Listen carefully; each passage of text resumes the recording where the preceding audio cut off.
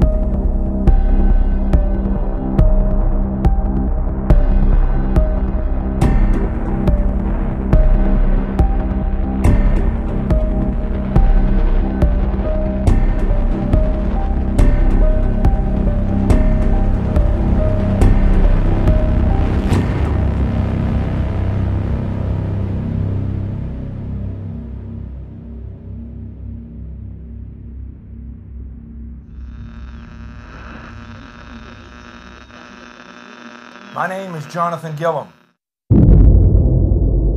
And this is The Experts.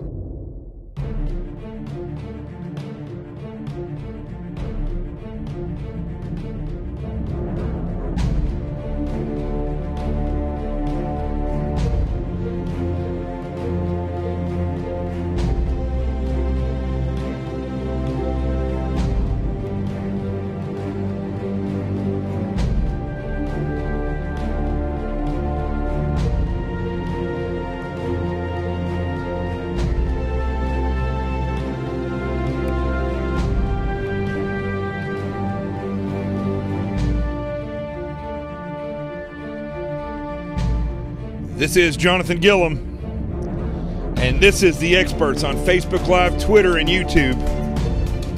And I am currently watching, every night it's something else while I'm late, but today, you know, I should just say between 8 and 9 is when I'm going to come on. But I'm watching right now currently a standoff in L.A., and a guy says he has a bomb. So if you see me looking off to the right, well, it's kind of interesting. I got it all set up. So I got you guys on Facebook right here. I can see your chats. I can see what's going on in LA. At the same time over here, I got Twitter, and hopefully I'll see what's going on Twitter tonight. What's weird is there's only 10 people watching on Twitter and only 73 on Facebook. So we got low numbers, which means you need to share it on Facebook and retweet it. And remember, throughout the show on Twitter, you can retweet. I don't know if you know that or not. You can untweet and retweet. Retweet and retweet. Tweet, tweet, tweet. Let's do it.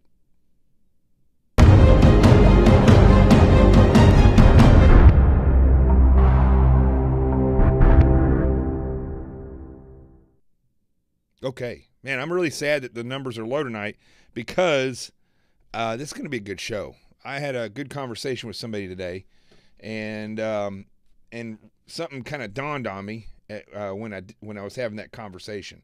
Let me. I'm going to turn the Twitter on over here and see if I can preview this broadcast as well, and see what we got as far as numbers, if they're correct. No, it says, yeah. See, it's not updating on my iPad. Hold on a second here, folks. Hold on here. Bloop.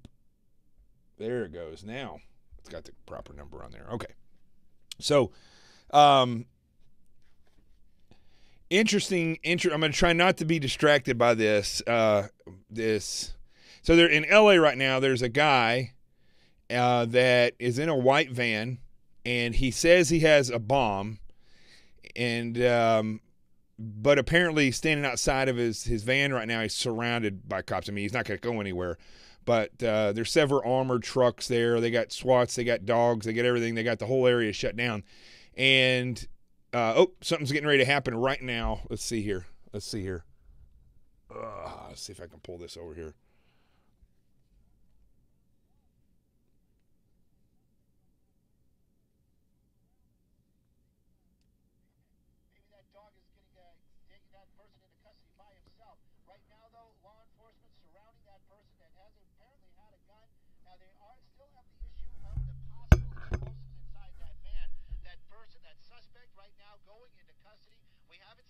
Shots fired. Long Beach SWAT is the ones that are handling it. The courthouse down here has been on lockdown, or excuse me, the city hall has been on lockdown for quite some time. This standoff going on for more than an hour and a half. Man reportedly with a gun and explosives inside his van here on Ocean Boulevard near Chestnut has been holding officers at bay for more than an hour. Right now, though, you can see that person going into custody, that dog taking him down, SWAT making their move here at the end, taking that one person into custody. Unclear if there were shots fired, but you can see officers moving that suspect off right now. If there was any sort of injury, these guys are paramedics, and they will be treating that person here on scene. Live in Sky 2 over Long Beach. Stu Mandel.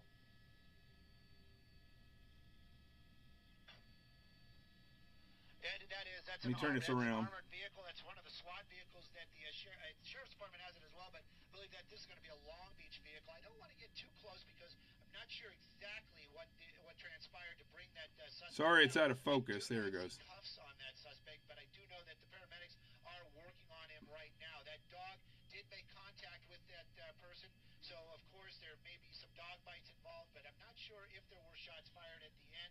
We didn't hear about any of that, but you can see that suspect being treated right now by paramedics. These are going to be SWAT paramedics, and the standoff, well, it may be over for now, but that that van has to be cleared. He did say he had an explosive device in there. Live in Sky 2, I'm Stu Mandel. Back to you guys in the studio.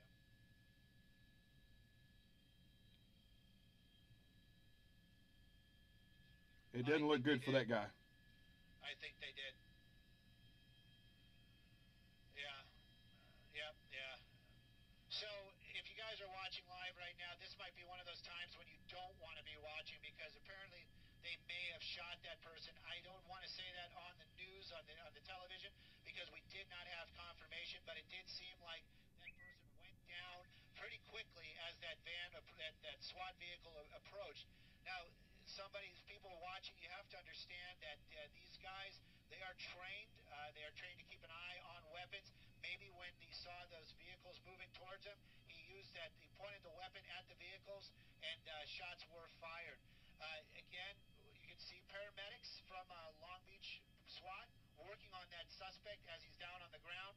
They're bringing in the stretcher already. But you can see that suspect being treated right now by the paramedics from SWAT. Long Beach Fire Department, they're probably going to be bringing in that stretcher. Comes from that ambulance you see right there. Until that suspect is handed off to the fire department, we probably won't be seeing any of those paramedics making their way over there, but it's definitely coming to an end. Shots may have been fired. Yeah, I think they were. At the end, when those SWAT vehicles made their move unclear what exactly transpired. So they just put him on the stretcher there, That person right now. and it's not looking good. Not going to get any closer in a shot right now because, you know, this is what it's all about. If these type of things make you squeamish, you should probably right now is not the time to be watching. This is coming to an end out here. Long standoff, man with a gun apparently, and is threatening to have explosives inside a van. Go ahead, sir. Go ahead.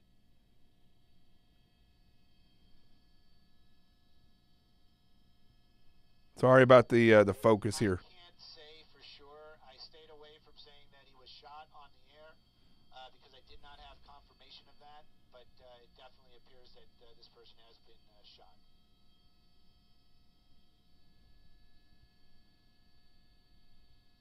All right. I don't think that's enough.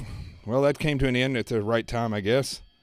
And that was CBS Los Angeles. Right there, they do not transport dead people in ambulances, so he may still be. Well, they haven't called him dead yet. It's probably what it is. But that was Stu Mundell in Sky 2 over Los Angeles. And that was pretty interesting.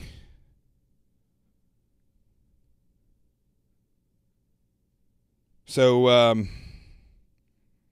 interesting. Okay.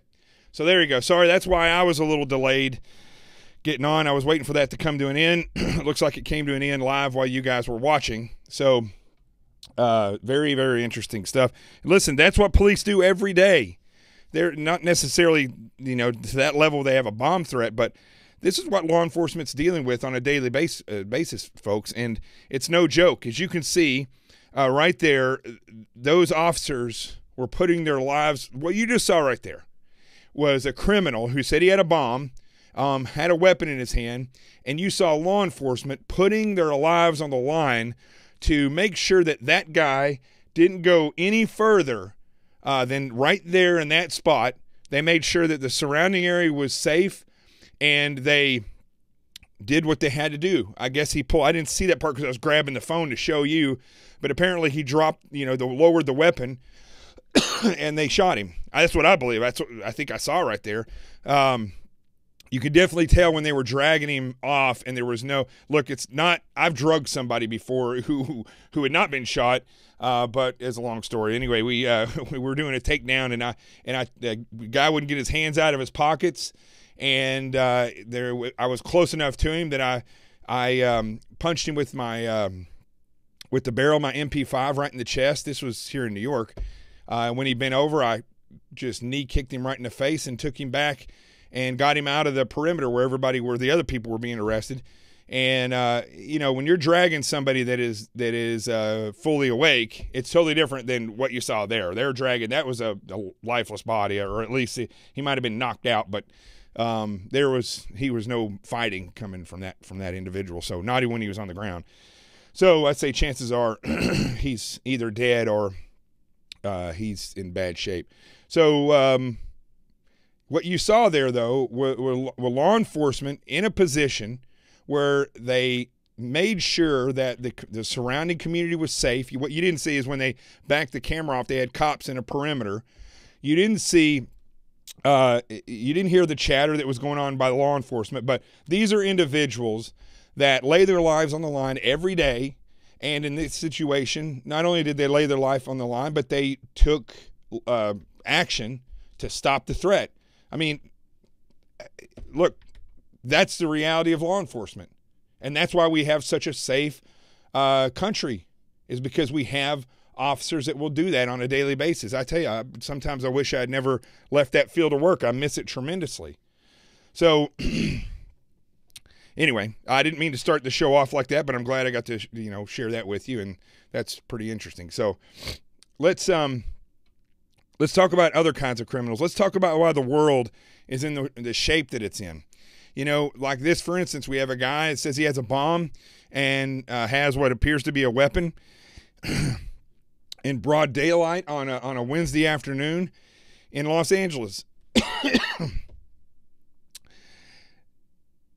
Folks, I had a conversation with a friend today, and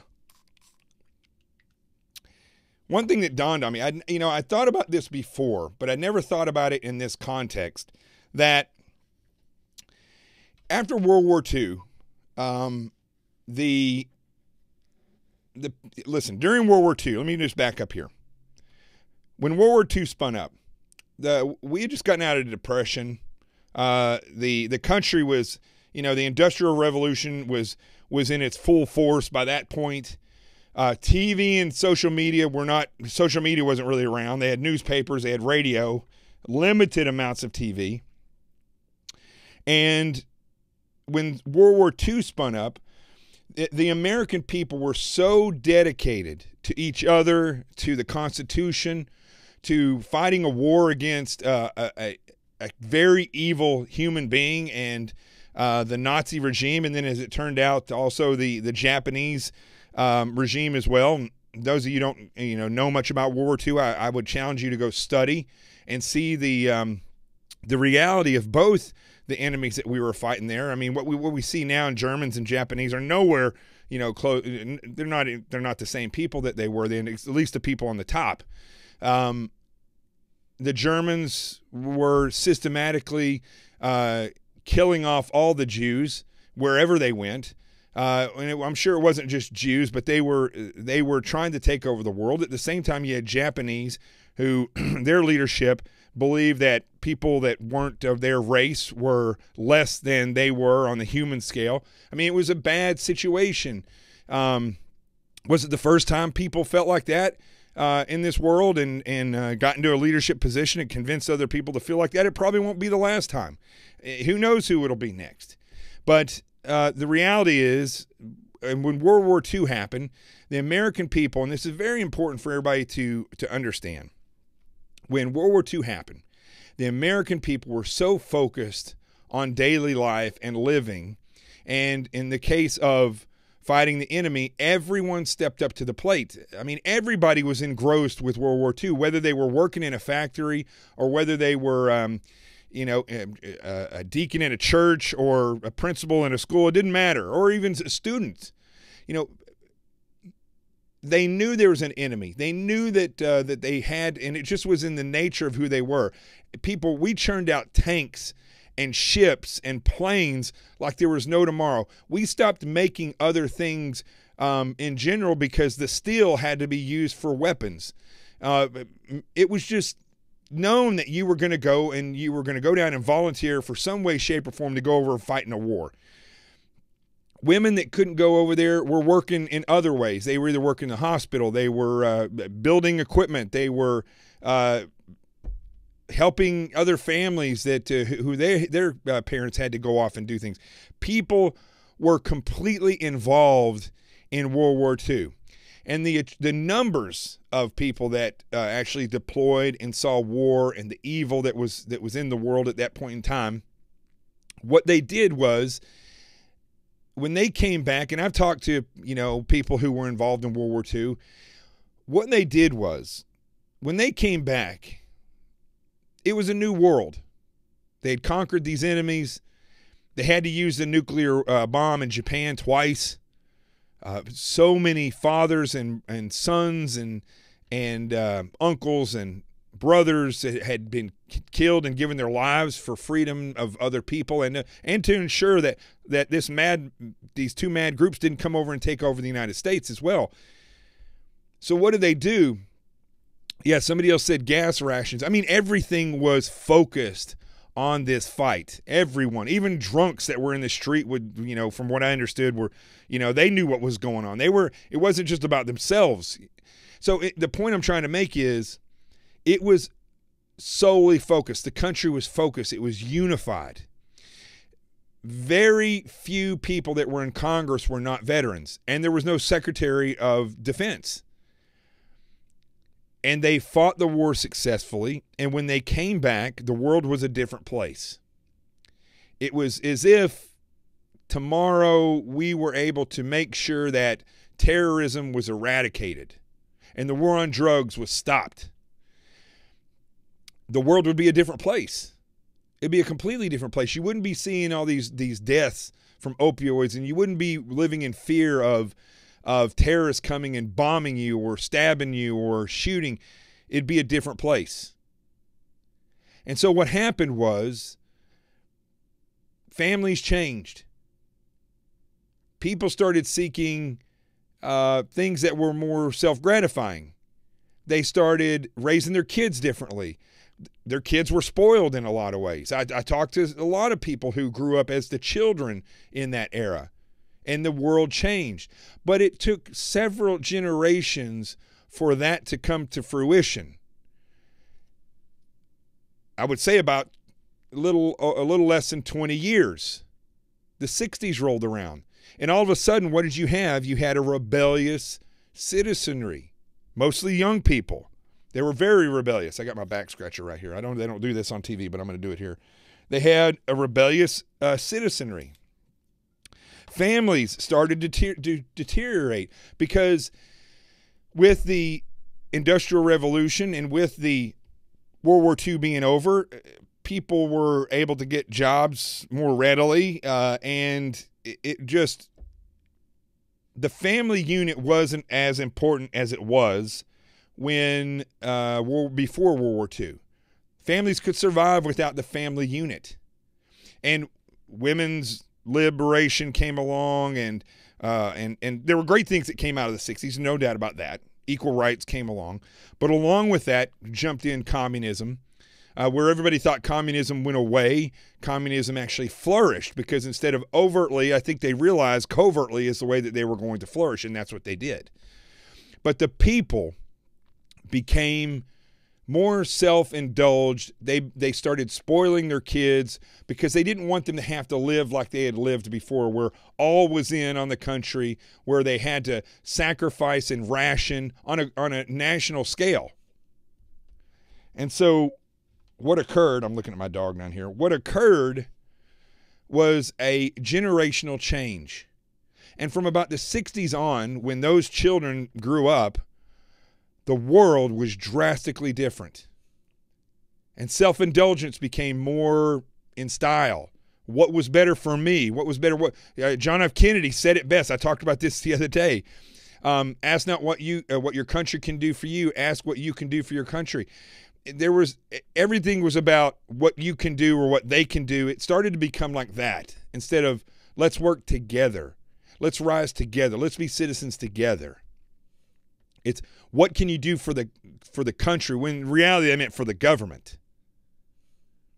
So I started thinking about how the country is totally backwards now.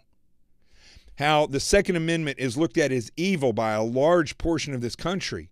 How they think that weapons are responsible for mass killings, when there's always been weapons in homes. The same caliber guns that are used today have been in homes for hundreds of years. So I started thinking about what happened after 9/11. I mean, things were changing as soon as MTV came on board, and MTV I blame for a lot of this stuff, and Viacom, and so these activists that were the communists in the 60s, they got into entertainment, they got into the school system, they got into government, and they move at a snail's pace. Sometimes they move very fast, but I started thinking, especially after 9/11, things changed rapidly, very rapidly. Social media came on, smartphones came online. People were able to communicate in a flash. People who would never be famous for anything ever in their life suddenly became famous because of Instagram or because of Facebook or Twitter, or they would do something crazy and they would film it. So I'm keep looking down at Rico because he's trying to get up and I got him locked in here. You can stay right there. So discipline became less important, and giving everything that you could to your kids to keep them complacent, like an iPad. Instead of disciplining your kids to be quiet and do what they're told, now the kid complains, they give them an iPad. First it was to turn on the TV, now they give them an iPad or an iPhone. And that's how they raise their children. It's very easy for a parent to do that. So I started looking at the generational change that happened in World War II, and I noticed that took from the late 40s or the mid 40s, all the way into the 60s. About 20 years it took. You have a full generation of people to grow up, somewhat being spoiled a little bit differently than they were before. And then that generation made it even worse. Now after 9/11, it's the same thing, but on steroids, because it's rapid, because we have, when 9/11 happened, it wasn't just adults that saw it or were involved in it. Children saw it. They were involved in it. When a murder happens in school, like before there was social media and television and stuff, you could have a mass killing, although it rarely ever happened, in one area, and you wouldn't see it anywhere else in the country unless they got the newspaper. And heaven forbid if it's like it is now, young people weren't reading newspapers then, so things just weren't they didn't go as fast. And so after 9/11, what happened is there was a change. There was a change in the psyche of a lot of people and in society. They started at first, after 9/12, everybody was completely focused on each other. Are you okay? Are you all right? Are you a cop? Let me buy you a drink. I love you. Give me a hug. Are you a fireman? You're awesome. It was, we got to stand behind President Bush. I support the troops and the war. That's the way it was at that point in time. You fast forward, though, and it wasn't even that long. You start fast forwarding, and what do you see? You see that people were not volunteering to go fight the war in droves. You find that as soon as politics changed, and I believe it was Tom Daschle, started telling lies, it's like, so here was the bar, right? In let's go back to World War II. The bar was set very high as far as families and marriage and morals and ethics. Yes, not everything was right. And I know people are going to say that we still had racism. Yes, we had all that stuff. I'm not saying everything was right. Some good things came in the 60s. But what happened was, after everybody came back, they decided, well, we're not going to be so harsh. We need to love each other because we've been through all this incredibly bad stuff. So they lowered the bar on, they thought they were raising the bar, but they're actually lowering the bar on how they raise children. And they were more loving. They became their friends. They did, they'd give them whatever they wanted if they could. And then, about the 1960s, the bar was down here. And after the 60s, the bar continued to go lower because of television, because of computers, because of really communism getting in and infiltrating all these social systems. Movies became, more degrading, and all these things happened. So it was way down here. It got way down here. Now, let's shift it back up. We're at least here now. We're way, way up here, pre-World War II. And so what happened on 9/11? Well, after a while, everybody started saying, because it happened so fast. People at first were like, they took a deep breath and they said, oh, let's all come together. Let's all be good. It almost went up like this a little bit. But then what happened was when people started being nasty to each other, I remember the first bar fight I saw after that in Virginia Beach. I was still on the SEAL teams. I was shocked that I was watching a bar fight that close to 9/11. And I remember, literally, as stupid as it sounds, I kept saying, hey, why are you guys fighting each other? You're Americans. And it was about 10 seconds after that when people were looking at me, I realized I sound like an idiot.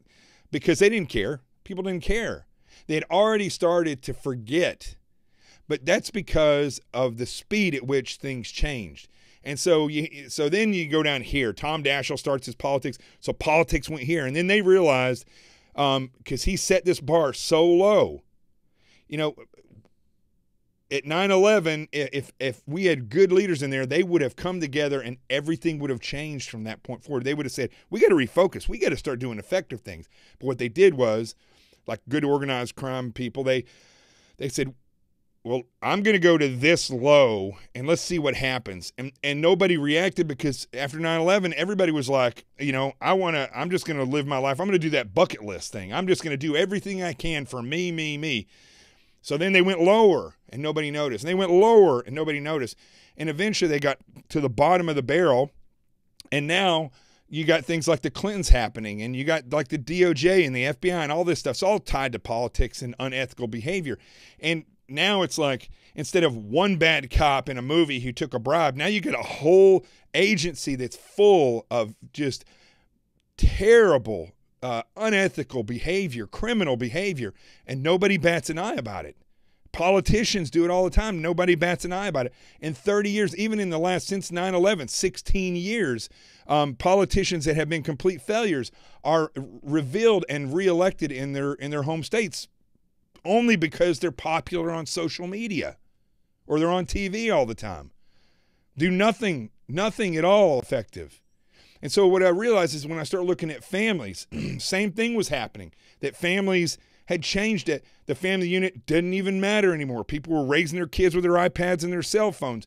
Children are growing up wanting and expecting that they will have whatever they want. I want to be this. You should just let me be a SEAL. Why should I have to try out for it? That's, that people come into a business and they think automatically that they should be promoted. They won't even work in the mailroom to begin and work their way up and understand what's going on. So what took literally 20 years after World War II happened in a matter of literally months. And it just got worse and worse and worse. And it wasn't, we didn't have to wait for a full generation and a half for things to change. It literally changed in all the generations that were alive. You had 11, 12, 13-year-olds that saw murder on TV. They saw, literally, they were standing there watching television with their parents, or they were probably at school at that point in time, but they saw the replays of people jumping out of buildings. They heard about beheadings. They see, like I just showed you right there, children could be watching that right now, where some guy says he's going to blow something up and got shot. It's just the way it is. The fear of terrorism. And there's all kinds of other reasons. Technology, the fact that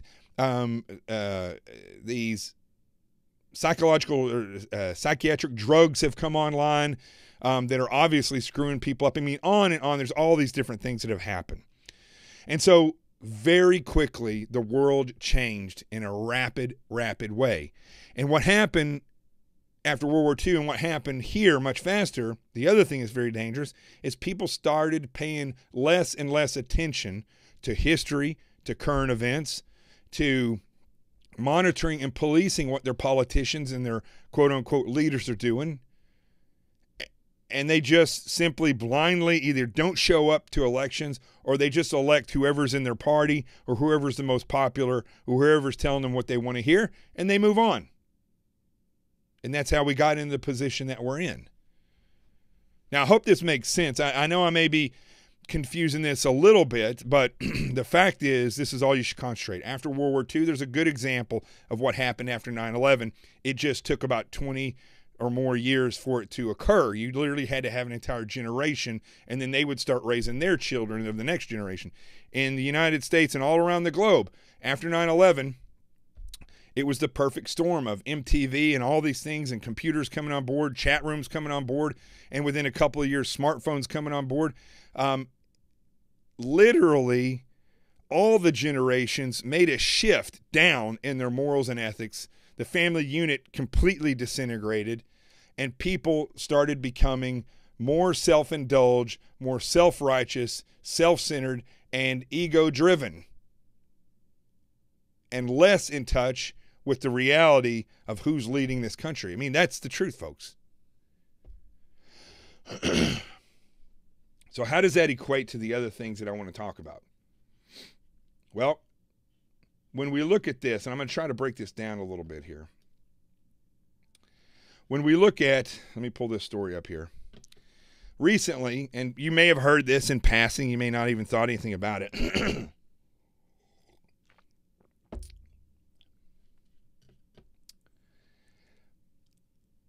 7 government officials. Well, let me back up. Before I even get to that, let me just say this real quick. No, I'm going to save this to last. 7 government officials. 8 if you include Barack Obama, as it comes out, are acquaintances with Louis Farrakhan, and in fact have been to meetings that Farrakhan held. Nobody has, on either side of the house, have really raised a ruckus about that. Yet the sheer mention that David Duke of the KKK said something about Trump, and Trump is now termed a racist by half the population. When there's no evidence that Trump knows David Duke, it's just that some weirdo like David Duke can interject in and make himself seem important by saying that he supports President Trump. I mean, look, if I was running for president and David Duke said, and this is where I do think the president kind of screwed up a little bit, but David Duke said that he supports the president, I would first say, who the hell's David Duke, first of all? If he's not going to latch on to me and think that I'm going to, that he can ride my coattails, I don't want David Duke's vote. I don't represent anything that David Duke believes in. He doesn't represent anything that I believe in. And quite frankly, if he and the people that follow him fall off the edge of the earth tomorrow, it wouldn't bother me at all. Not at all. That's what I would say.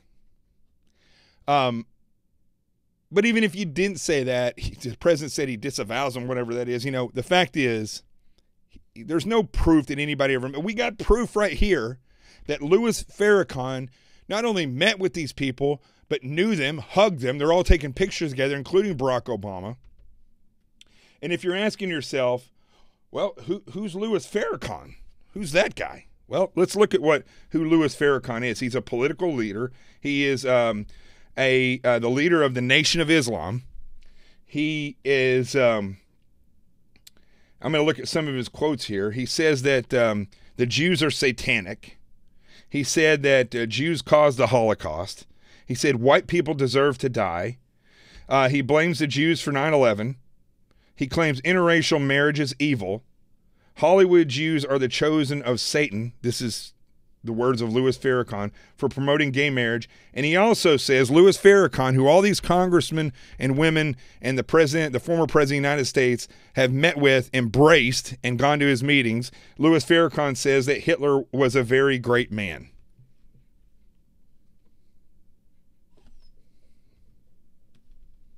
Hold on one second here. This is Louis Farrakhan.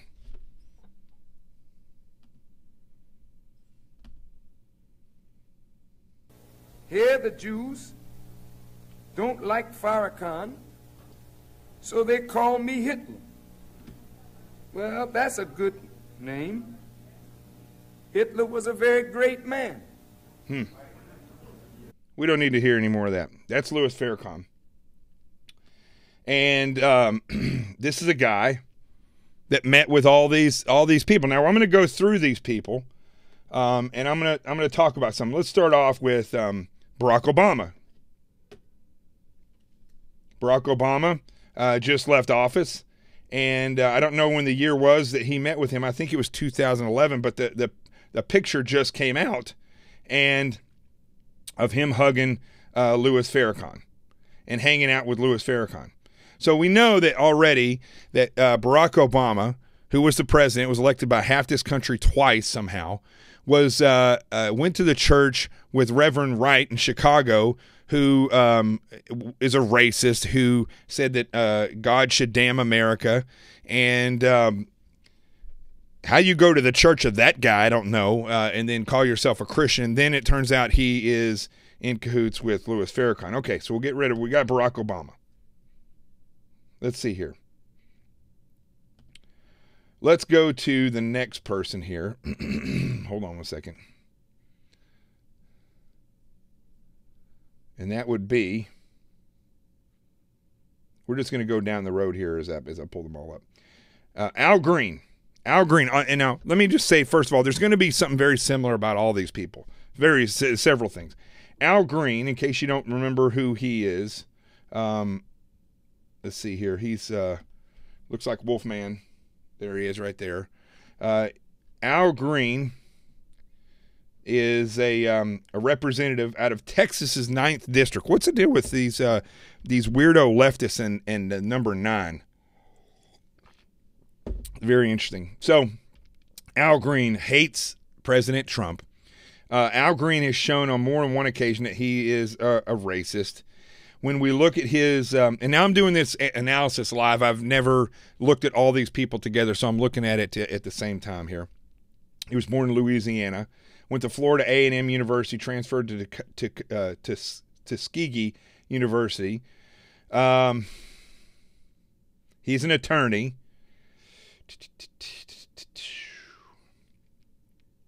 He was president of the NAACP, which I don't believe should exist at all anymore, and I believe is a racial or a racist organization and a leftist organization. It was there's lots of communism involved with the NAACP. It does nothing to bridge the gap. It only works to break down bridges that have been built between all people. There's plenty of signs of that. I'm not saying anything here that's racist on my part. I'm looking not at the people. I'm looking at the NAACP. It does not stand for anything anymore. This is the United States. We're free. Everybody is equal. We should be able to help each other out and help people that have the talent or the skill set or the stick-to-itiveness to be something. We should help them be it. That's it. This guy has been in office. Let's see here. In some type of office.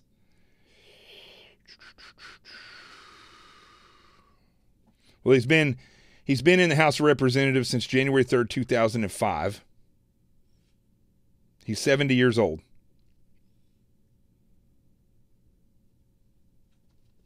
He's been accused of sexual misconduct in 2008 by a staffer. Of course, he's pro-choice.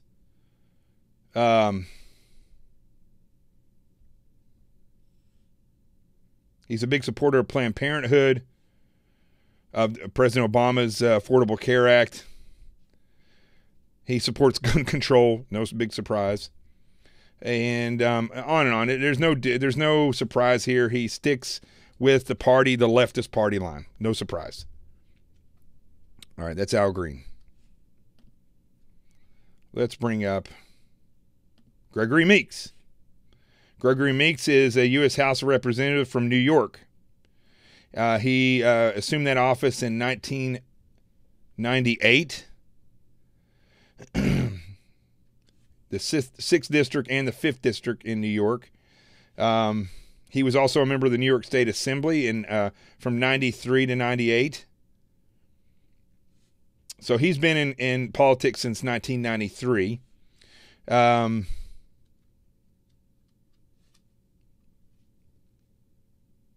He's also an attorney. Never served, let's see here. Never served in the military, nor did Mr. Green.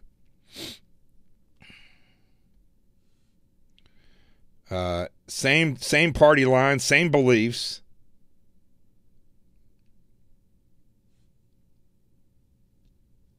He's been accused of utilizing tax dollars to lease cars.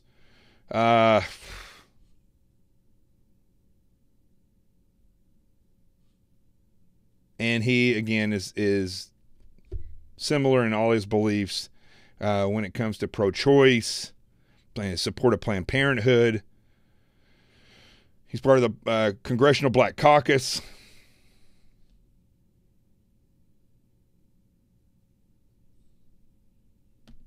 Let's move to the next one. Keith Ellison, a known racist, he was, let's see here.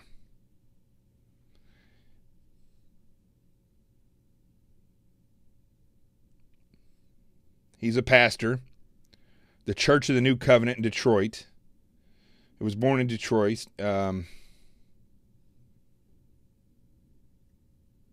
As a youth, he was influenced by the civil rights movement, and worked as a member of the NAACP in Louisiana.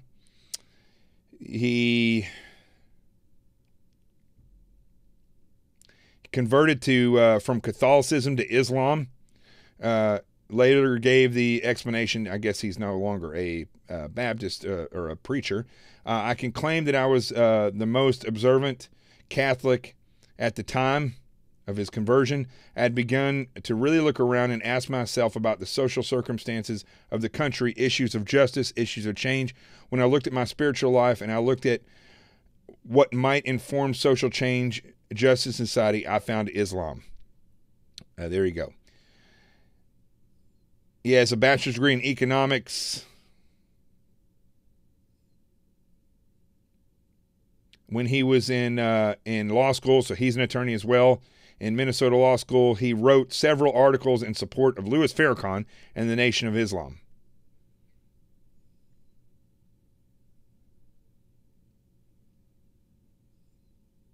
Again, he feels the same way as all the rest of the people about Planned Parenthood and about all the rest of the leftist ideologies. He has been in politics since 2003 as a member of the Minnesota House of Representatives. He went on to the U.S. House of Representatives in 2007, and he's been there ever since.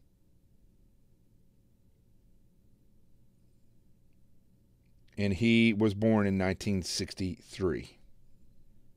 He is a thorn in the side of the United States, Keith Ellison. Let's now move to Andre Carson, born March 11th. Not March 11th. He was born October 16th, 1974, relatively young. He went into office. He's 43. He went into office in 2007 as a member of the Indianapolis City Council. He went into the U.S. House of Representatives in 2008. And as no surprise, let's see here. Master's degree in business. Bachelor in arts degree in criminal justice and management. And I don't know if he is an attorney.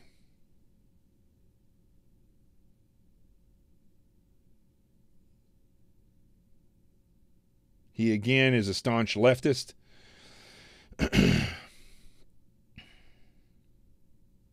He's a part of the Congressional Progressive Caucus, the Congressional Black Caucus,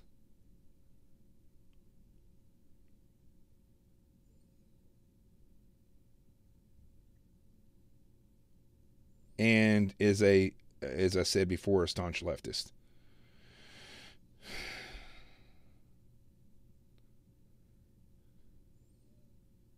He's got a lot of things that he's got on here that he does not like.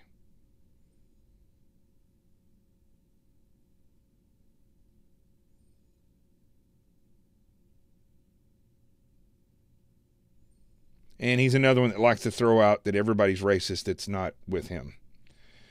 Danny K. Davis. He's one of the oldest people here. Born in 1941. He went into politics in 1979 in Chicago City Council. He went on to the Cook County Board of Commissioners. And then went to the House of Representatives in 1997 from Illinois' 7th District. He is... I know this is boring, but just stay with me here.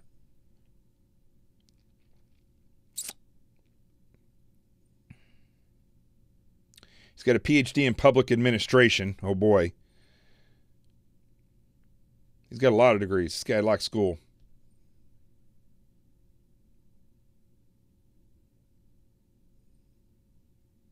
And again, when you look at what he likes and what he doesn't like, he is a leftist. And he has said that Louis Farrakhan, the leader of the Nation of Islam, who has attracted considerable let me see here, is an outstanding human being, and I personally know Farrakhan.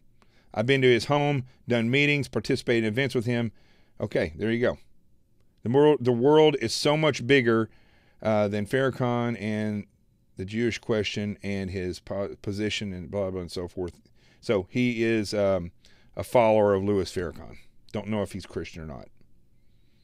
Two more, I believe. Barbara Lee, 1946, when she was born, went into politics in 1990 in California state politics and is now California's 13th District U.S. Representative.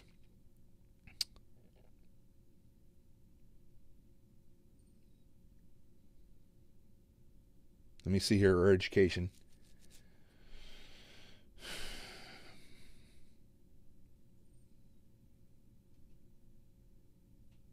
She got a Master's of Social Work from the University of California, Berkeley. She is a staunch leftist.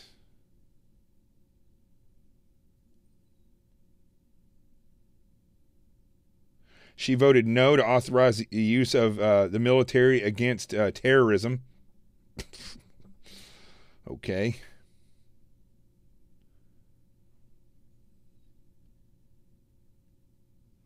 She's opposed to the death penalty. But let me guess. I've never even looked at her record before. I can almost guarantee you she is pro-choice. I'm not finding it here.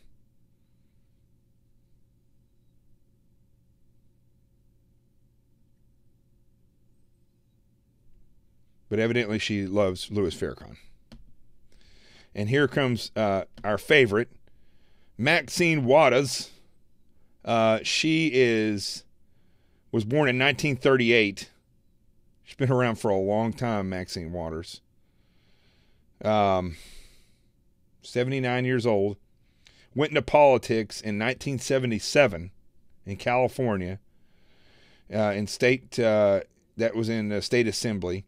She's been in the U.S. House of Representatives from California's 29th district since 1991. We've talked about her before on this show. When you go through her record, she's done nothing in that many years. She evidently is a fan of Louis Farrakhan. She is the same leftist as everybody else that I've mentioned so far. She's got a bachelor's degree in sociology. That's it. Never served it. None of these people that I mentioned ever served in the military. Never served in law enforcement or any type of service whatsoever. Just political service. That's just politics, not service. Okay, I believe that's everybody. They all hate Trump. They're all leftist. They're all pro-choice. They all love Louis Farrakhan. These people are all part of the same social group in the House of Representatives. Barack Obama was closely affiliated with all these people. Sheila Jackson didn't make the list because she didn't come up with the people who were pictured with Louis Farrakhan. Who knows what their reality is there if she's a member of any type of group that's associated with him. I don't know. But now the reason why I went there, it's kind of boring, not good TV, and we lost a lot of numbers. But the reason why I went through that is because I want you to see how easy it is. It took 10, 15 minutes for us to go through that. And if you're looking at the news and you see something in passing and you don't look into it, one of these people could very well be a member of politics from your state. So you see how quickly it was for me to go through and look at who's running for whatever, for Congress or senator or president. This is one of the reasons why the country has gotten in such of a shape that it is now. That, as I talked about a little while ago, after World War II and after 9/11, people start becoming more self-indulged. They want to please themselves. They don't want to take time out to study who these people are. And so what happens is these people stay in power. Now, there's just 7 of the over 500 people that work in and around Congress up in Washington, D.C. You must realize, folks, that one, if we're going to make this country great again, we got to get this family unit thing back. I'm not expecting people to get back with people they've divorced, but what I do expect is for people to start eating dinner with their kids, to discipline their children and stop giving them everything they want. Don't just give them an iPad or an iPhone when they're a child so they'll shut up. Tell them to shut up, and if they don't shut up, discipline them. Make them. If you have kids that they have chores, and one of those chores is to take the garbage out, and they're lacking on that, well, then for a month, the garbage has to sit in their room. I'm not kidding you.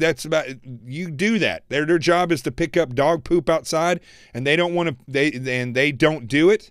Well, when spring rolls around, it's warm enough for you to sleep outside. Guess where they're going to be sleeping for a couple of weeks? In a sleeping bag on the ground with the dog poop. Listen, you want to make people disciplined. You got to figure out how you're going to do it. I'm just throwing those things out there. People would say that's a little bit extreme, but nobody wants to whip their kids anymore. You know, one of the reasons why we keep having school shootings, because they stopped paddling people in school. You want to know why people act out in school? Because we took the power away from the teachers. I've been on this planet for 48 years. I never heard of a teacher in school whipping a kid so bad that it was, now this is before modern, you know, this whole stuff about we can't whip kids, can't do all this stuff. Remember, the same people, the same kind of psychologists and psychiatrists and all these people that say you can't whip children are the same ones that are going around saying that President Trump is crazy without doing a medical review or sitting down with him and actually doing any type of assessment. How unprofessional can you get? They're the same people that are saying you can't paddle your kids, can't spank your kids, can't discipline your kids. You noticed, as soon as that became unpopular, all of a sudden, violence sparked in schools. As soon as social media and smartphones and computers came online, what happened? Violence in schools went up. Why is that? Because parents stopped paying attention to kids. They stopped doing their job of raising children. And they started allowing the TV and the computer and the smartphone to raise their kids for them. That's absolutely true. And when we look at these weirdo politicians that I just pointed out, what happened? People stopped paying attention to who they were electing. And psychopaths and narcissists, and it's almost the same type of people who are out in Hollywood, are politicians. They just want to be famous. If I see Adam Schiff on TV one more time, my head's going to fall off, because this is a guy that doesn't produce any results. He just wants to be famous. And trust me, that guy looks like, I'll show you what he looks like. He looks exactly like this. If you ever saw the movie, oh gosh, what was the name of that movie? Hold on a second here. Help me out here. Michael Keaton. Somebody tell me what the name of this movie was. There you go. That's Adam Schiff. Would you ever hang out with that guy? If he was, you know, hey, I want to introduce you to somebody I know from school. His name's Adam Schiff. And you come up there, should be Adam Shifty, Adam Shady. No, that wasn't Homeland. Steve. Remember? Daylight come and me one go home. What the heck was that movie? Had Michael Keaton in it. Somebody help me out here.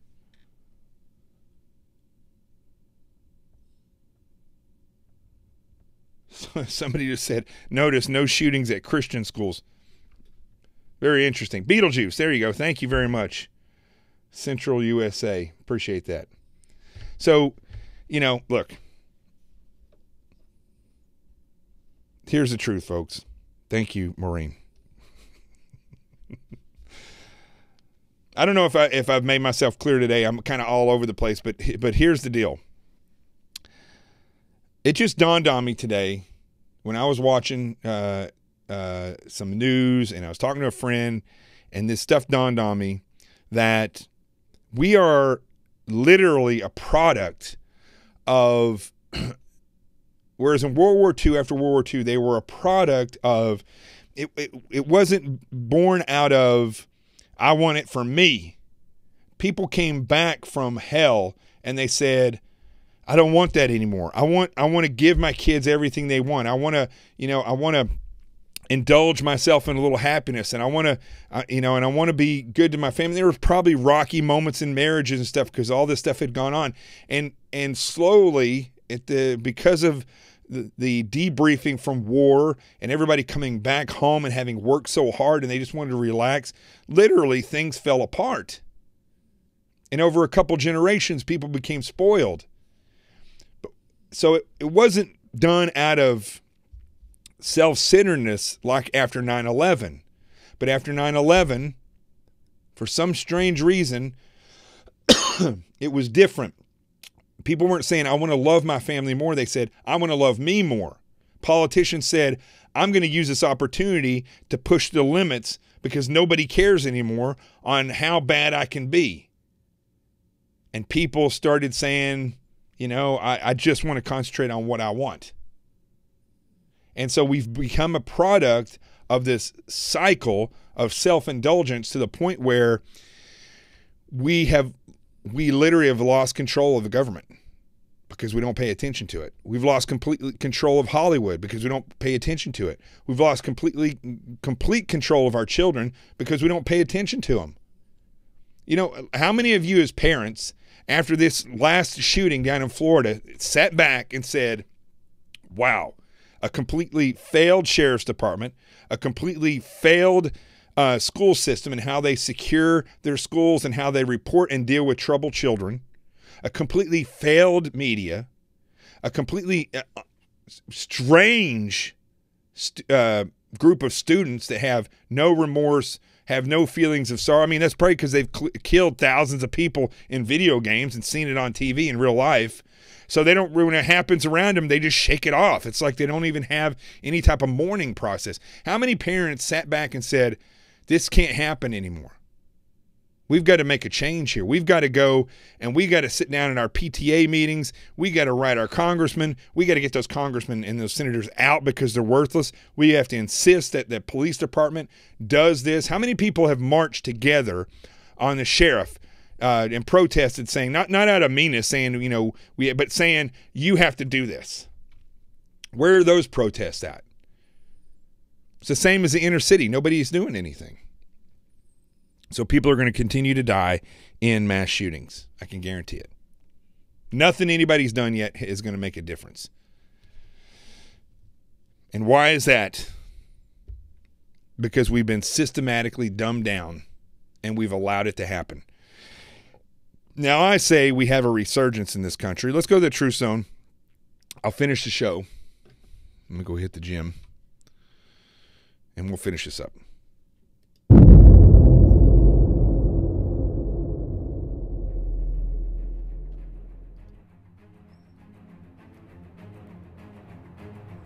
All right. So, how do we get past this? How do we fix this? Well, one of the ways is that we disengage from ourselves and we start paying attention. Look, if you have a skill set that people need or they lack, if you have some kind of real knowledge, write a book. Do what I did. That's freaking extremely hard, but do it. If you have the power of the gift of gab and you're also somebody who reads the Bible, start learning how to talk to people effectively. Instead of being, you know, you got to be this way, just talk to people. If you have children that have been raised by, and it's your fault, by the iPad or iPhone or the computer, it's time to make that to make that stop. If you're somebody who's addicted to your phone or your computer, it's time to stop that. It's okay to put it down. It's not going to hurt you. You don't have to check it and do what they're determined now. And I'm guilty of this myself. Zombie searching, where you go and you check the same thing over and over and over and over again. Stop it. Don't let yourself do it anymore. Don't make this the first thing that you grab in the morning. It's up to the American people, whether you're liberal or conservative, to start making the change. If you can't make it, it's not going to happen. Now there's, I don't know, a couple hundred people watching this show right now, more or less. You can change the world. More than once, one person has changed the world. 100 people that haven't gone anywhere. You've been watching this whole show. You can come together and make a change. I got to tell you, that there's a certain group of people over on Twitter that are going crazy promoting my book, and it's working. We need more people to do that. This book, as I've said before, is something that everybody should have because it's my gift of my knowledge to the American people, so, and the world really, so they can start to see how they can protect themselves through awareness. But you may have a gift as well. One of your gifts may just be to start disciplining your kids and disciplining yourself. You know, I had a good friend who never talks to their mother. And I said, you really, really need to start talking to your mom more. They're worried about you. And their response was, well, you don't know the whole story. Well, I don't care if I know the whole story. I know enough of the story to know that you take responsibility, call your mom, and start being a family unit again. It literally can take one person to change the world, but in order to change this country, it's going to take all of us paying attention, disengaging from me, and re-engaging in your kids and who gets elected, and your friends that are hurting. You have friends that may have psychological issues, and they drop small hints that they're hurting. Help them out. If you sat all day watching TV and you didn't pet your dog, pick him up and pet him. I'm going to do it right now.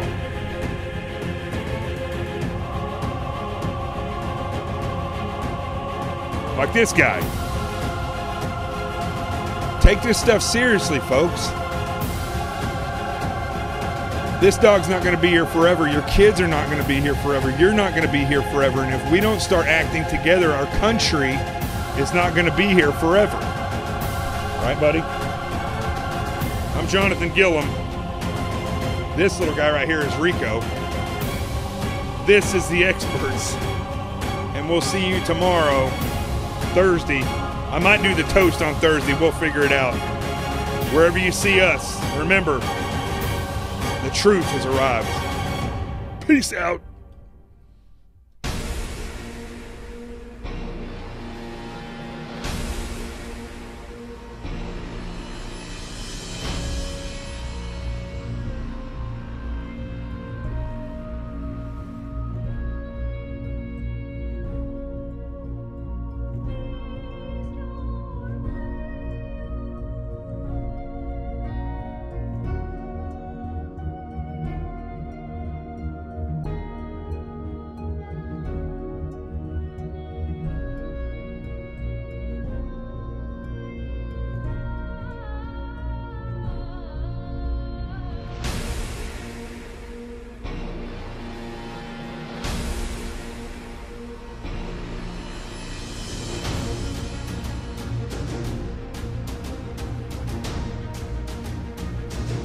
Don't forget to get your book, Sheep No More, The Art of Awareness and Attack Survival. Order it now. Get it for everybody. Make sure that your sheriff's department, your police department, if they don't know what they're doing, get them this book. Sheep No More, The Art of Awareness and Attack Survival. Get it.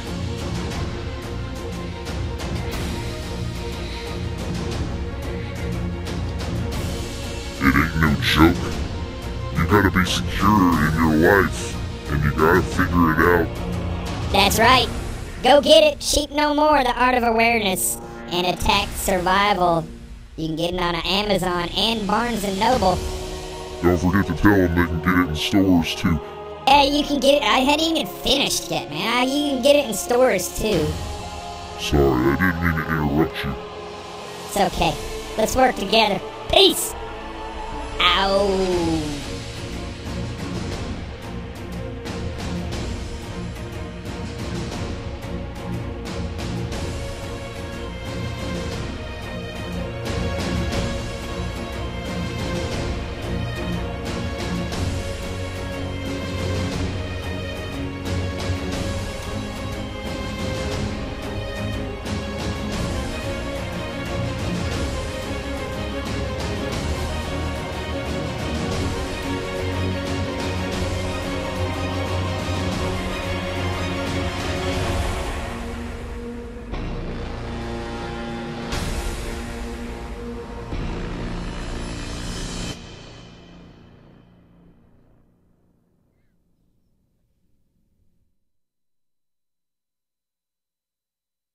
How many of you are prepared for an incident like this?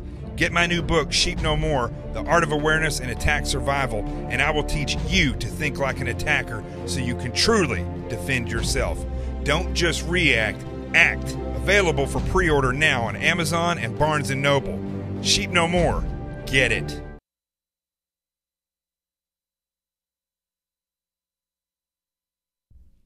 CQRF.